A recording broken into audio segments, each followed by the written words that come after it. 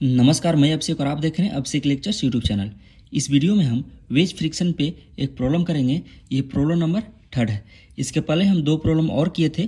अगर आप उसको प्रैक्टिस करना चाहते हैं तो इस वीडियो में हम उस प्रॉब्लम का लिंक हम दे देंगे, आप जाके प्रैक्टिस कर सकते हैं। इस प्रॉब्लम को हम देखते हैं। A block A of weight 5 kilo newton is to be raised by 20 degree, wedge B by application of a horizontal force P as shown in figure.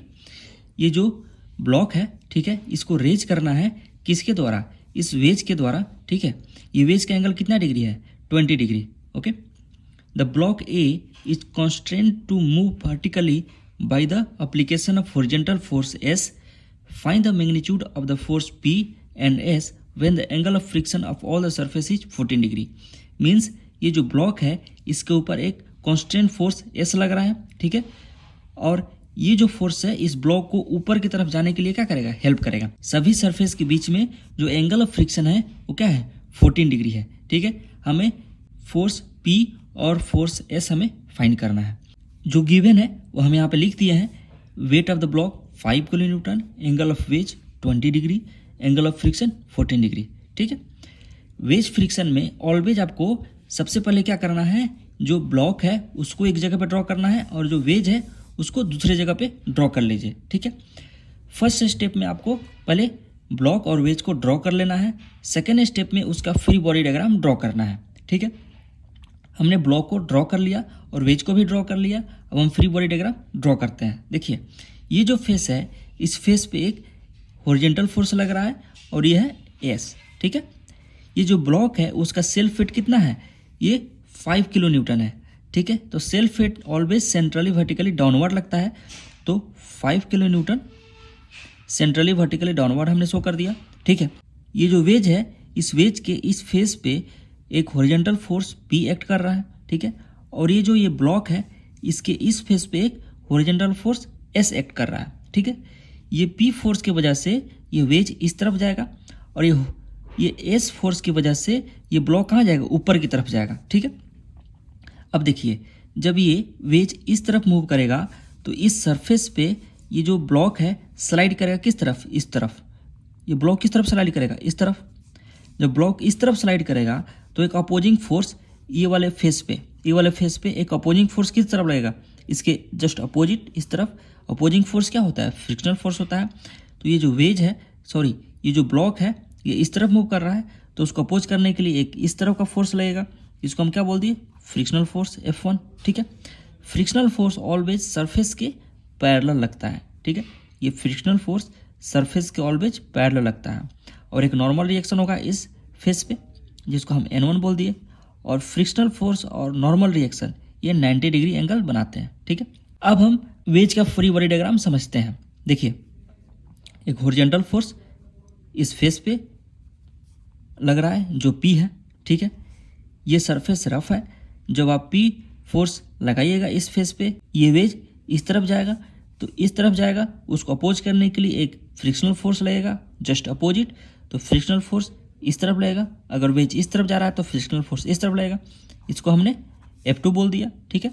और इस फेस पे एक नॉर्मल रिएक्शन लगेगा, इसको हमने N2 बोल दिया, ठीक है। सिमिलरली इस फेस पे जो भी फोर्स एक्ट कर रहे हैं उसको हम ड्रॉ करते हैं। देखिए, ये फेस और ये फेस दोनों कांटेक्ट में। देखिए, ये फेस और ये फेस दोनों कांटेक्ट में है। मीन्स ये वेज का जो फेस है और ये ब्लॉक का फेस है, दोनों कांटेक्ट में है। तो ये दोनों क्या करेंगे? अपोज करेंगे एक दूसरे को। अगर इस फेस पे फ्रिक्शनल फोर्स इस तरफ है तो इस फेस पे फ्रिक्शनल फोर्स इस तरफ लगेगा, तो इसको हम क्या बोल दिया? F1, क्योंकि तो ये सेम फोर्स अपोज होगा ना। अगर इस फेस पे नॉर्मल रिएक्शन अपवर्ड है तो इस फेस पे नॉर्मल रिएक्शन क्या होगा? डाउनवर्ड होगा, तो N1, ठीक है। यहाँ तक समझ में आ गया? हमने क्या किया अभी तक? हमने ब्लॉक को और वेज को सेपरेट ड्रॉ किया और दोनों का फ्री बॉडी डायग्राम ड्रॉ कर लिया, ओके। अब देखिए, ये दो फोर्सेस F1 और N1, इसका अगर हम रिजल्टेंट लें तो रिजल्टेंट कुछ ये होगा R1, ठीक है। ये रिजल्टेंट ऑलवेज नॉर्मल के साथ एंगल बनाता है, ठीक है। सिमिलरली इसका एक रिजल्टेंट यहाँ पर होगा, इसको भी आप R1 बोल दीजिए। ये भी जो R1 है नॉर्मल के साथ एंगल बनाएगा। सिमिलरली एक रिजल्टेंट यहाँ पर होगा, ये R2 होगा, ठीक है। और ये जो R2 रिजल्टेंट है ये एंगल नॉर्मल के साथ बनाएगा, ठीक है। यहाँ तक आपको समझ में आ गया। अब आप ये जो भी फ्रिक्शनल फोर्स F1 है, नॉर्मल रिएक्शन N1 है, N2 है, F2 है, ठीक है, आप इसको भूल जाइए, क्योंकि आप ये जो नॉर्मल रिएक्शन और फ्रिक्शनल फोर्स है इसका आपने क्या किया, एक रिजल्टेंट ड्रॉ कर लिया। अब हम पूरे इक्वेशन में F1, N1, N2, F2 को यूज नहीं करेंगे, ठीक है। अब क्या करना है आपको, ये जो रिजल्टेंट R1 है इसको आप क्या कीजिए, रिजोल्व कीजिए। तो R1 है तो इस तरफ क्या होगा, R1 cos 14 डिग्री, ठीक है। इस तरफ क्या होगा, R1 sin 14 डिग्री, ठीक है। अगर आपको कैसे रिजोल्व करते हैं, अगर आपको समझ नहीं आ रहा है तो उस वीडियो का भी लिंक हम आपको इस वीडियो के डिस्क्रिप्शन में दे देंगे, आप जाके उसको देख सकते हैं। 2 मिनट का वीडियो है, आपको पूरा समझ में आ जाएगा कि फोर्स को कैसे रिजोल्व करते हैं, ठीक है। ये जो R2 है इसको आप इस तरफ रिजोल्व कीजिएगा तो होगा R2 cos 14 डिग्री, इस तरफ होगा R2 sin 14 डिग्री, ठीक है। ये वाला जो R1 है इस तरफ क्या होगा, R1 cos 14 डिग्री, इस तरफ क्या होगा, R1 sin 14 डिग्री, ठीक है। थोड़ा सा मैं बता दे रहा हूँ कि फोर्स को कैसे रिजोल्व करते हैं। देखिए ये R1 को रिजोल्व करना है तो ये जिस एक्सिस पे एंगल बना रहा है ना, यानी जिस एक्सिस के साथ एंगल बना रहा है उस एक्सिस पे क्या ले लीजिए आप, कॉस ले लीजिए। तो ये जो R1 है इस एक्सिस पे एंगल बना रहा है तो हमने इस पे कॉस ले लिया, और दूसरे वाले एक्सिस पे क्या ले लिया, साइन ले लिया। सिमिलरली ये जो R1 है इस एक्सिस के साथ एंगल बना रहा है तो इस एक्सिस पे हमने क्या ले लिया, कॉस ले लिया, दूसरे वाले एक्सिस पे साइन ले लिया। सिमिलरली हमने यहाँ पर भी सेम चीज़ किया है, ठीक है। अब हम जो भी रिजल्टेंट फोर्स उसको रिजोल्व कर लिए हैं। अब हमें क्या करना है कि इक्विलिब्रियम का इक्वेशन यूज करके हमें S और P का वैल्यू फाइंड करना है, ठीक है। देखिए now use equation of equilibrium, ठीक है। इक्विलिब्रियम का इक्वेशन क्या होता है, summation of f of x equal to 0 and summation of f of y equal to 0। Summation of moment about any point equal to 0 भी होता है, लेकिन उसका हम यूज नहीं करेंगे अभी, ठीक है। अब हम सबसे पहले इस ब्लॉक को कंसीडर करते हैं और summation of f of x equal to 0 और f of y equal to 0 find out करते हैं। तो सबसे पहले ब्लॉक को हमने कंसीडर किया और इस ब्लॉक पे हम इक्वेशन ऑफ इक्विलिब्रियम अप्लाई करते हैं। तो summation of f of x equal to 0, अगर फोर्स की डायरेक्शन इस तरफ है तो हम प्लस लेंगे, अगर इस तरफ है तो माइनस लेंगे, ठीक है। अब देखिए ये ब्लॉक में कितने हॉरिजॉन्टल फोर्सेस है, ये summation of f of x equal to 0 means summation of all the horizontal forces equal to 0, ठीक है। अब इस ब्लॉक में कितने हॉरिजॉन्टल फोर्स हैं, देखिए एक हॉरिजॉन्टल फोर्स ये है S और इसका डायरेक्शन किधर है, इस तरफ है, इस तरफ, तो इस तरफ के लिए क्या होगा, प्लस होगा, तो S प्लस के साथ आएगा। और देखिए यहाँ पे कितने हॉरिजॉन्टल फोर्स है, यहाँ पे आपको कोई भी एक हॉरिजॉन्टल फोर्स दिख रहा है, नहीं दिख रहा है, क्योंकि अगर इस तरह होता तो हॉरिजॉन्टल दिखता, अगर इस तरह होता तो वर्टिकल दिखता, ठीक है। लेकिन आपके पास कोई यहाँ हॉरिजॉन्टल फोर्स नहीं है। ये जो R1 sin 14 डिग्री है ये थोड़ा एंगल पे है, मीन्स इस तरह है। ये क्या है, R1 sin 14 डिग्री, ये है R1 sin 14 डिग्री, और ये क्या है, R1 cos 14 डिग्री, ये थोड़ा इस तरह है, ये R1 cos 14 डिग्री है, ठीक है। ये R1 cos 14 डिग्री और ये R1 sin 14 डिग्री।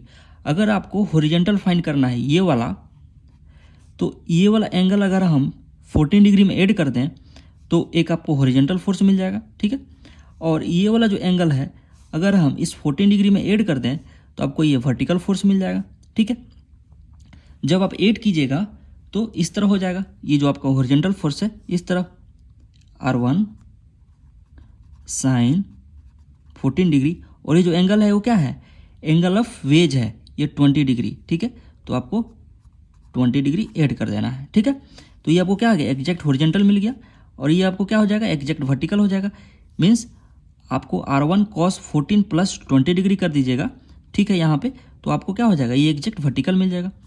तो R1 cos 14 degree plus 20 degree. यहाँ पे आपको क्या मिल गया, एग्जैक्ट हॉरिजॉन्टल और एग्जैक्ट वर्टिकल। ठीक है, अब आपके पास एक आपका हॉरिजॉन्टल फोर्स मिल गया और इसका डायरेक्शन किधर है, इस तरफ है। इस तरफ के लिए क्या होगा, माइनस, तो minus R1 sine 14 degree plus 20 degree. ठीक है, इक्वल टू 0।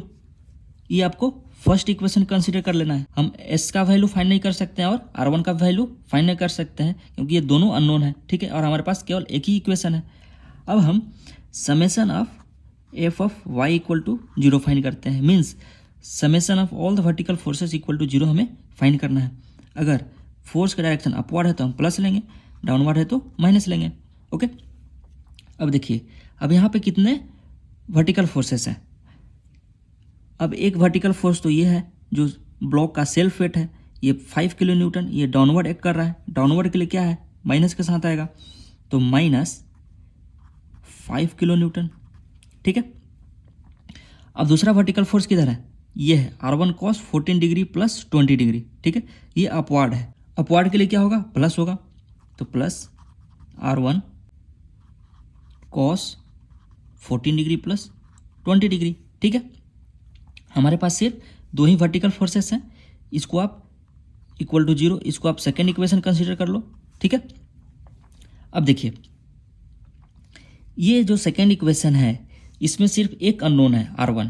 ओके, अगर आप इस इक्वेशन को सोल्व कीजिएगा तो एक इक्वेशन है, एक अननोन है, तो जो अननोन है वो हमें फाइंड हो जाएगा। तो अगर आप जब इसको सोल्व कीजिएगा तो R1 का जो वैल्यू आएगा इक्वल टू 6.031 किलो न्यूटन आएगा। ठीक है, ये सिंपल सा इक्वेशन है, आप कैलकुलेटर से यूज करके कैलकुलेट करके R1 का वैल्यू फाइंड कर सकते हैं। ठीक है, ये R1 का जो वैल्यू निकला है आप ये फर्स्ट इक्वेशन में पुट कर दीजिए। Put value of R1 in equation first. जब आप फर्स्ट इक्वेशन में पुट कीजिएगा R1 का वैल्यू S माइनस R1 की जगह 6.031 पुट कीजिए, 6.031 kilo Newton sign 14 plus 20 degree क्या होगा, 34 डिग्री। ठीक है, इक्वल टू 0। ये S एक अननोन है और बाकी जो भी वैल्यू है आपका अननोन है, मीन्स आप इसको कैलकुलेट कर सकते हैं। तो यहाँ से S इक्वल टू क्या हो जाएगा, जब आप इसको कैलकुलेट कीजिएगा तो S इक्वल टू हो जाएगा 3.37 किलो न्यूटन। ठीक है, जब आप इसको कैलकुलेट कीजिएगा तो इतना आएगा। ठीक है, सिंपल सा कैलकुलेशन है, आप कैलकुलेटर से कैलकुलेट कर सकते हैं। ठीक है, तो हमने S का वैल्यू फाइंड कर दिया, तो S इक्वल टू क्या हो गया, ये S equal to 3.37 kilo newton. ठीक है, अब हमें P फाइंड करना है। तो जब आप वेज की इक्वेशन को इसी तरह से summation of all the horizontal force और summation of all the vertical force कीजिएगा तो वेज का भी इक्वेशन से आपको P का वैल्यू मिल जाएगा। ठीक है, तो अब हम वेज के इक्वेशन को सोल्व करते हैं।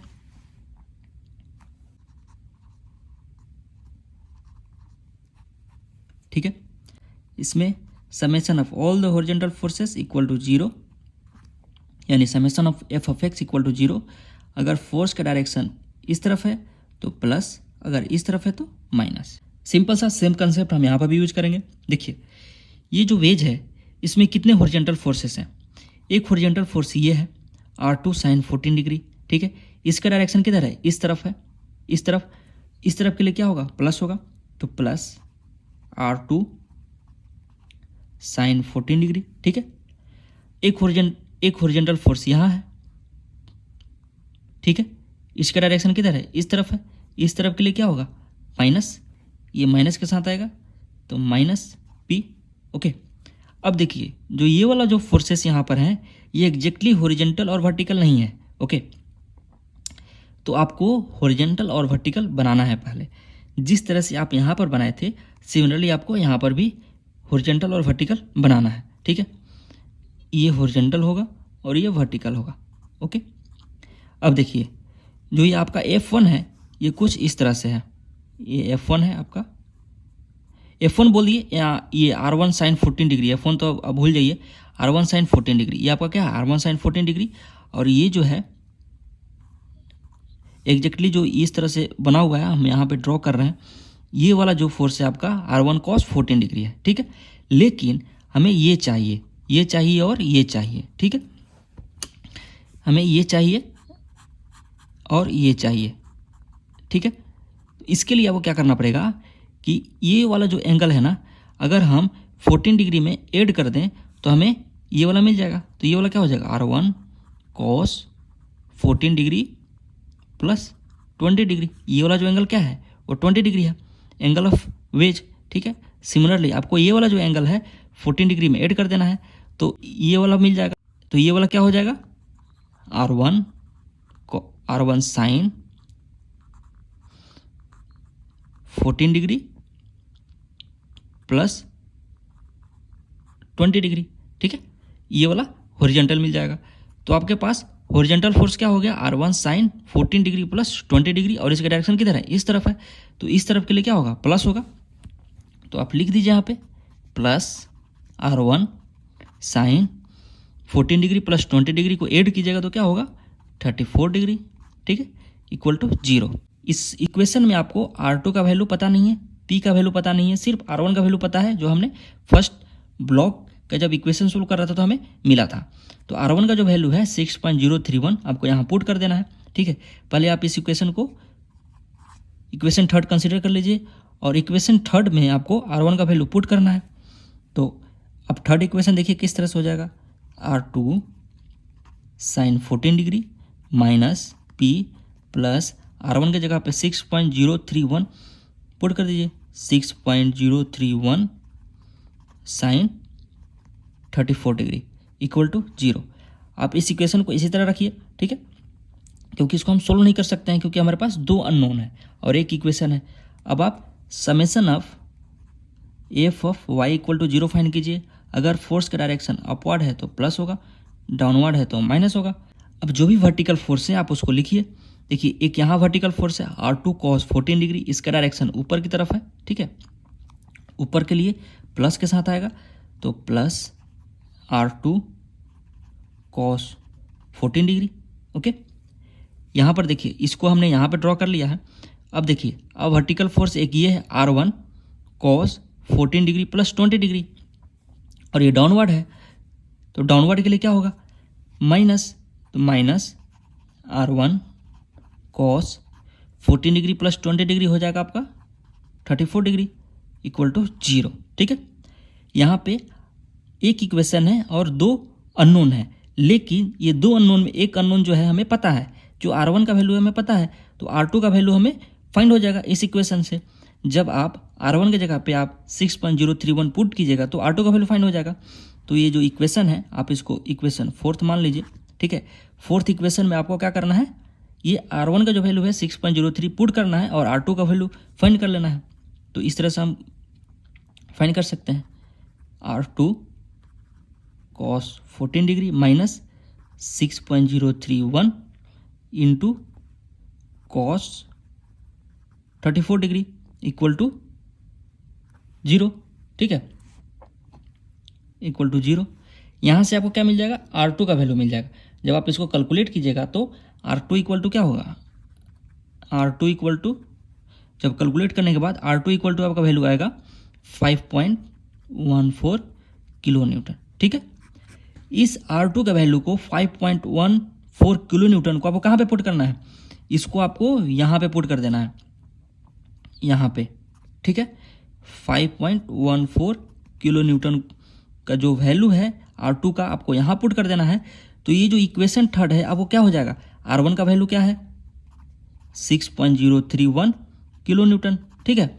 6.031 आप यहाँ पुट कर दीजिए और 5.14 किलो न्यूटन आप यहाँ पुट कर दीजिए, तो एक कानून बचेगा। जब आप इक्वेशन थर्ड को सोल्व कीजिएगा एक कानून एक इक्वेशन के साथ, तो P का वैल्यू फाइंड हो जाएगा। तो यहाँ से आपको P का वैल्यू क्या आ जाएगा, जब कैलकुलेट कीजिएगा तो P का वैल्यू आ जाएगा 4.612 किलो न्यूटन। ये सिंपल सा इक्वेशन अब बन गया, आप इसको सोल्व कर सकते हैं, ठीक है। तो P का भी वैल्यू निकल गया आपको, जो हमें एट लास्ट हमें फाइंड करना था। तो P इक्वल टू क्या हो गया, P इक्वल टू जो है आपका 4.612 किलो न्यूटन, ठीक है। आई होप कि आपको जो ये वेज का प्रॉब्लम है समझ में आ गया है। बहुत सिंपल तरीके से मैं आपको समझाया हूँ, ये बेसिक कंसेप्ट है। इसके पहले दो प्रॉब्लम और है, आप जाके उसको प्रैक्टिस कर सकते हैं। अगर आपको ये वीडियो अच्छा लगा तो प्लीज़ इस वीडियो को लाइक कर दीजिए। अगर आपको कोई डाउट है तो कमेंट में ज़रूर कीजिए। मिलते हैं नेक्स्ट वीडियो में। जय हिंद।